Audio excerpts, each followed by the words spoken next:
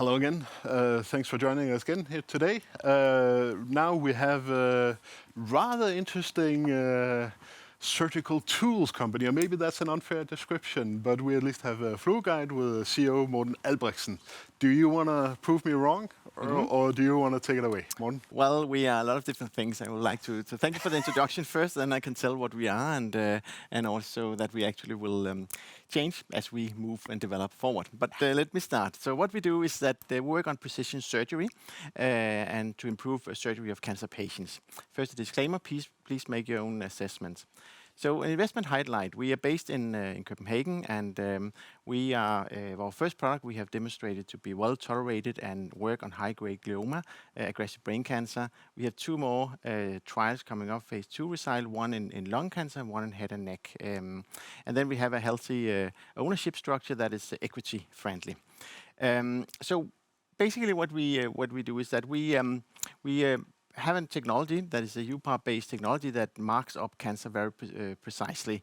We have, as I mentioned, very good data with our first product that has demonstrated to be well tolerated and that it light up high-grade glioma. And then we have a diverse pipeline coming up as a next wave. So what we do is that we have a freeze-dried powder. We developed under the drug regulation. So we have a freeze-dried powder reconstituted prior to use. It's injected into the patient before surgery. It will circulate in the body. It will bound to cancer.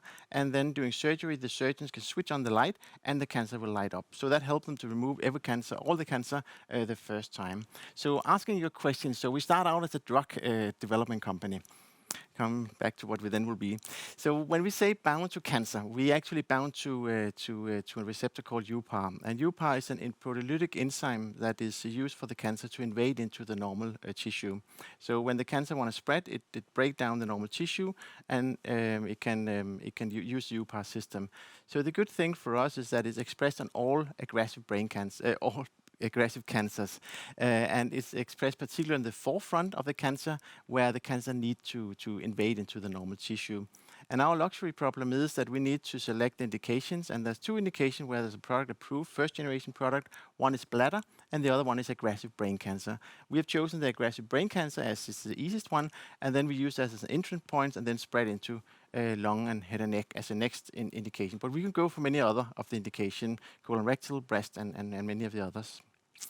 So our product, the first product, is a peptide that bounds to the UPAR, and then it's a coloring molecule, a fluorescence molecule called IC green, and it gives three aspects of the IC green and one of the peptide. So the product binds specifically to the cancer. And share the same similarities, the characteristics as UPAR. So it means that it's highly cancer specific and it can work across on many of the different cancer types. So the IC green as a coloring molecule gives us a couple of advantages as well. The first one is that equipment out there are actually designed so it can excite and detect IC green. And that means that when our product is out there on the surgical hand, all equipment that is out there can actually see our product from day one. And that's one of the big issues for the companies of our kind, that the penetration into the market takes time because the equipment needs to be present there. So that's one very nice thing of selecting IC green. The other one is that it's based on near-infrared light, and it means that near-infrared light can actually see deeper into the tissue than normal light. And the first generation product is based on normal light or blue light, and that means you can only see it on the surface of the tissue, basically 1 to 2 millimeters. Near-infrared light you can see into depth of the tissue, and that is obviously an advantage because if you want to remove all cancer, it's very important that you can see it into deep into the tissue. And the two images you can see up here, the one to the left is with the blue light, and you cannot see anything except for the tissue. On the image on the right side, you can see with the near-infrared image, it's the same patient, the same cancer, and you can see actually something shine through underneath, and of course that's an obvious advantage. The last thing is that IC green is known to be very well tolerated, and it's nice when we develop a product that we have no low risk for nasty surprises in phase 3. So IC green have been around since '59 and is known to be very well tolerated. Our animal data, preclinical data, has also shown our product to be very well tolerated, and so do our clinical trials. So we are in line with IC green, but that's a very important thing for its broad broad use when it goes out into the market. So the trials we have ongoing, and that's the key topic, I guess, for the day. We have some very exciting result coming up here. So the trials we have here overview. We have done the first study in man in aggressive brain cancer, and it was done to demonstrate safety in man, and it was very well tolerated, as mentioned before, in line with what we saw with isogreen. Then we have the next question we ask is, does it light up cancer in the indication we test? And the first indication we tested here was high-grade glioma, and we could see it light up high-grade glioma. Then the next question then is finding an application that we can start proving how well will it perform in this application within high-grade glioma, and then the registration trial. So we started on the back of this, that it light up cancer and high-grade glioma. We started an application trial to see how well does it actually help the surgeon to clean up the cavity after they completed the surgery. And that's the trial that's ongoing now, 2B, and will come with the result after summer. Then we start up the lung and head and neck trial. There we ask a question, does it light up the cancer in the two indications respectively?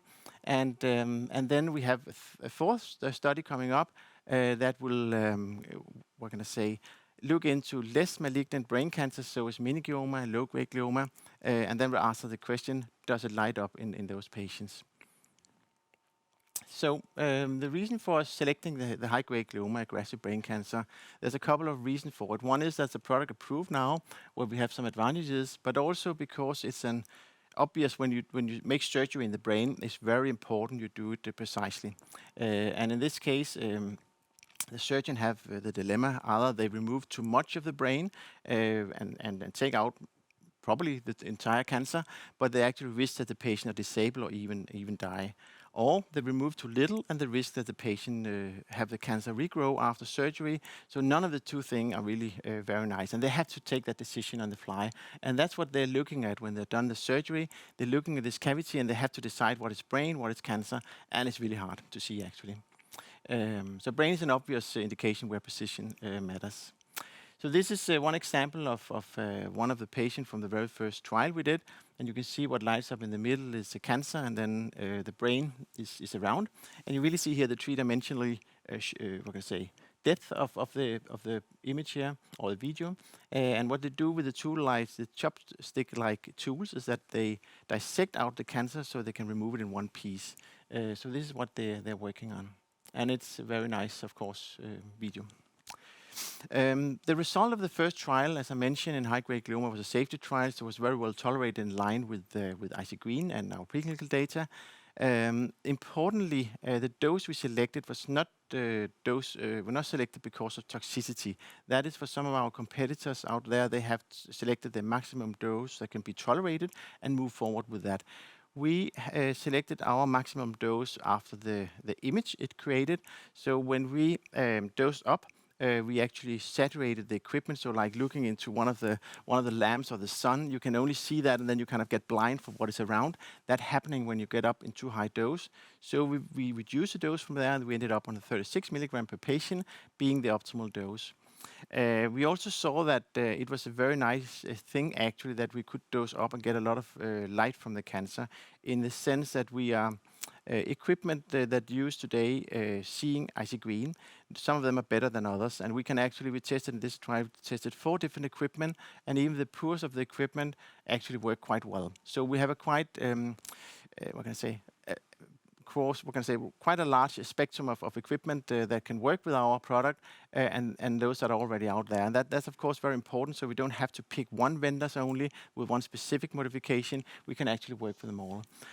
The other thing, and the last thing we saw in this trial, were that we took biopsies for the cancer and transition zone, and we can see that everything that lights up is cancer, and that we detect all, and that we found 79% of what is cancer that lights up on the sensitivity.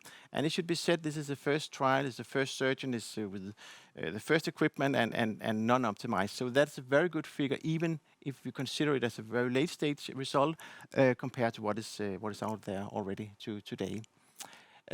This is give you some flavor of the different what actually the different equipment produce. On the left side, you see the Orbi was the equipment we used in our first trial. On the left side, you see an image with the 5 ALA, and what you see is that on the peak that is out on the left side actually does not light up with red. Where you look at down in the corner, you see that the peak of the triangle also lights up. So the cancer is kind of going down under the tissue, and it's being hidden by the 5 ALA compared to the near-infrared light. If you look at the different way of doing it, then it works when you see visible light, you actually limit the light you can see. You only take the blue light out, and it means that you reduce information from the image to present it like that. You only present the blue light basically, or enhance it by removing the rest. When you use near-infrared light, the two columns on the one column on the left side, that's the black and white image. That's the near-infrared light you detect. And then on the right side, you put that on top of the white light, so you can actually see the brain with the different colors as well. So you add information to it because you use a broader band weight. And that is a very interesting trick in the sense that you get more information into the image rather than taking information out of the image. That's because it's not because of us necessarily. It's because we use near-infrared lights, because we use digital cameras, and that's the way it goes now with all the camera vendors. Then if you look at the two different kind of equipments here, you have the electronic vision and Orbi, and you can see the bottom one is hard to see here really what is what on it. It was actually the camera we used on a trial, when we've done the characterization of the different systems today, we saw actually one of the very worst one, but it's good in the sense that producing the data with the very worst one actually quite good one from a regulatory purpose, because we want to have just enough to get approved. We don't want we don't want to have a bar too high. And actually producing good image with this camera was actually quite nice, and we could do that because of our product worked quite well. But it also means that there's a lot of room for improvement in terms of vendors and in terms of working with the software on the vendors. So very small tree can do a lot. But we don't want to do that for our first product to be approved. We want to go in with a standard setting. But just saying that we have a journey ahead of us that's very interesting. And now, Morten, we are more becoming a medtech company, you can say, more tool company, in the sense that a lot of the thing is integration between the different things. So now we're converting ourselves into a more device-like company. Yeah, this is one of the patients that did not have a high-grade glioma. They have had a mini glioma, and you can see the top row was from the patient from the open field, and then you put it out on the back table. The one you should look at is the green versus the blue, and you can see there's much more shiny in the blue, much more information, and you can see it much deeper. So it worked quite better than the 5 ALA. And the bottom row is a surgeon actually choosing the cavity, checking the cavity in the end of the surgery, and could see something was left, and then actually removed it, and it was confirmed by a pathologist that it was cancer. And what should be remarked, that this was when we did the dose escalation, so this was only done on 8 milligram, and we have the 36 milligram as the optimal dose. So even on a low dose, we actually produce those data. So it was quite nice. Then the next step for us when we see it light up is finding what application could we use. And the application we use in a phase 2B trial is checking the cavity after the surgery is done. And what we do here is that we do a randomized trial, two arms, 12 patients in each. The surgery is done under white light. Then is done 5 ALA to FD1, the two products randomized. And then we switch on the near-infrared light, or we switch on the blue light, and then check the cavity at the end of the surgery. And then if anything is left, the tissue is left on the end, and it's confirmed to be cancer, and the surgeon decides to remove it, then the patient have a benefit from it. So that's kind of the next step toward the market. And that will also be how we think of designing our phase 3 program, and we use this one to size our phase 3 program. Head and neck, lung cancer first coming up. We had positive interim result. We have the last patient included, and we have the first question we want to ask, and as I mentioned, is does it light up? And yes, it does light up in lung cancer. So we are actually reporting the top line, we say in the first half of this year, so that will be sometimes in June. We'll explain more of the result. But actually it does work in lung cancer, does light up lung cancer. The question for us is how to advance it in the best possible way from here. We have the head and neck cancer. We also have positive interim on that. We have 4 out of 4, and we report here just a status where 11 patient out of 11 patients lighted up. So it worked also in head and neck cancer. In head and neck cancer, we have a couple of applications, as I mentioned before, with high-grade glioma. So application where I could make benefit to the hospitals and the patient. We can, by adding a few more cohorts, a number of patients, we can actually explore those benefits. And we actually have 4 different hypotheses we work with that can be explored by expanding the study.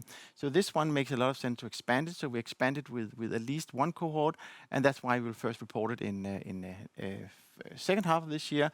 Whereas in the lung cancer, we wouldn't gain anything else by expanding it, so we stop here. So that's just like we did with the brain cancer here. They have a possibility to get faster to the market with the head and neck application by expanding it, so we do so. It really works quite well there as well. Then we have the last trial I mentioned that is commencing. We have green light to do it, but we have scare capacity, and in terms of both the hospital, we use the same site and also internal FluoGuide. We want to have the other result in the box, make the plans for the phase 3, and move on from there.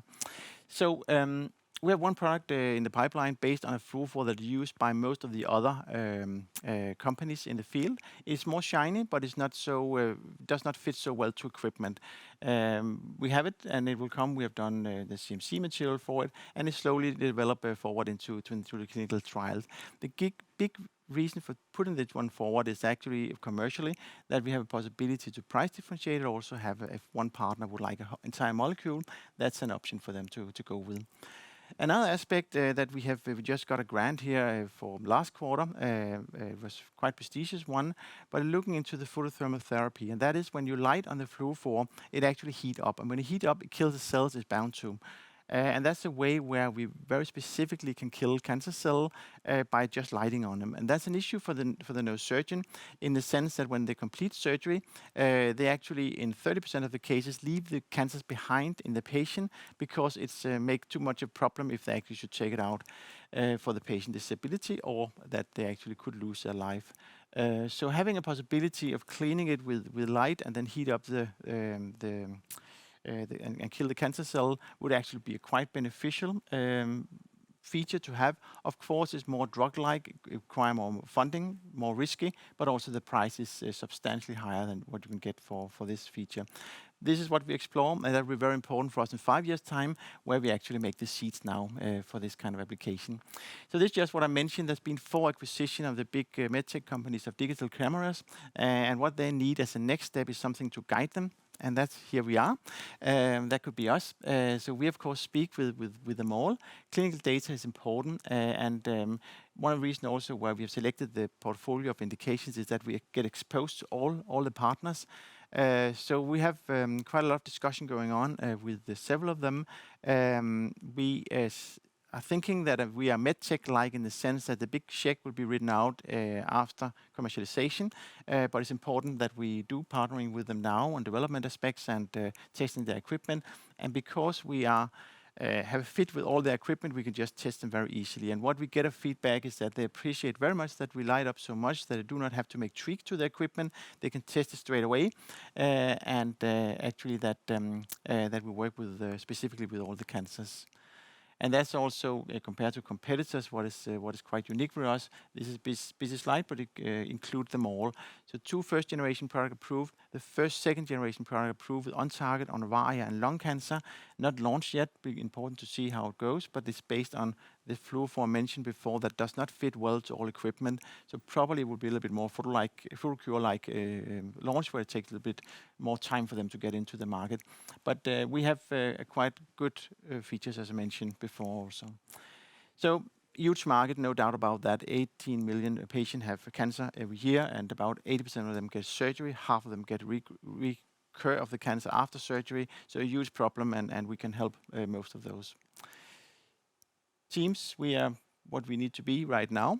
So I would say 3 of us have taken product from bench to the market, which of course is important. And I should say one thing though, Morten, that's the last thing will be a data company in the end. Schumit is down there. He's a tech investor from the US, and he's in there because he's pushed us on using the data, and that's actually what you see now discussing with the partner, that they appreciate a lot all the data that can be collected, feed it back to the surgeons, a lot of value in that as well. So we'll probably end up like a data company in 10 years' time. But for now, we are developing guidance of surgery. So I mentioned 3 key milestones coming up. We have the head and neck coming H2. We have the aggressive brain cancer coming after summer, and we have the lung coming up anytime before summer. We have a broad patent portfolio, protection until 39. And just a summary slide, really what we think is that there's a huge need out there. Fluorescent-guided surgery is important, it's cell-specific, it's fitting to the workflow, and we have a quite unique position in that field to help the surgeons. Thank you. Morten, thank you very much. Obviously, you have a lot of different avenues to pursue here and a lot of data points. The whole world is your oyster, basically. You can decide where you want to go. But you also only have 16 million in cash here at the Q1. Yes. And you burned 10 million in cash flow from operations here. What is it goes on here? How worried should we be? Or is there something in the Q1 that I'm not seeing here, or I should be seeing? Yeah, there's a couple of things. First of all, we have the last tranche of our EU grant that came out, paid out in Q2, so it's obviously not in the Q1 report. We have a grant from the Innovation Fund on a photothermal therapy. It's not paid out yet. And we have in Denmark, we have this tax credit on 5.5 million coming out every year, so not paid out yet. So we have another 15 million that is coming in during the year. The other thing is that this quarter was unique. We have a lot of activities in our clinical trials. So if you look at the quarter last year, it's probably more the base quarter, what it will look like. So we have time to get to the other side of the result. When this is said, I mean, of course, we always look at opportunities, and as you mentioned, I mean, there's a lot of things we can do. There's 2 reasons why a company needs more money. One thing if it goes very badly, another thing when it goes very well. And we probably in the last category it goes quite well, and we have a lot of indication we can pursue. Of course, we should do that disciplined, but we have a lot of things we could do. Good. Morten, I'm going to ask a very unfair question of you here. I'm going to ask you to, if you put up the slide on your pipeline. Yes. I'm going to ask you to pick one. Yes. If you're an investor, yes. And obviously when I get asked this question, you always go for the lead compound, yes. the most progressive compound. But if you look apart from this, which of the others are you most interested in? Which has the greatest value for you, if you look at it? Yeah, but it depends on Because there are some really interesting things down here, but it's also very early stage. Yes, If you're an investor, how should I look at this? I think that, I mean, we look very much on it that our franchise, that would be brain cancer. So we have the aggressive brain cancer. We'll get into the market with that one. We have right now conducted a lot of COL discussions in the US and Europe to figure out what do they think. Actually, it's quite important. What we see is that what they like is that when they do the cavity, I mean, when they remove the cancer, they want to have something to check the cavity. That's a kind of a feel thing today. So that's a kind of the key point for that.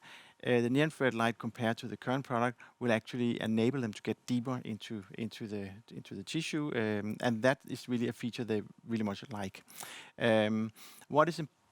Another thing they like is that we have a possibility to broaden out, so we can be the product for all brain cancers. That's the other thing, and you were actually one of them that had pointed us in that direction very early on. But that's another thing they like on very much, actually.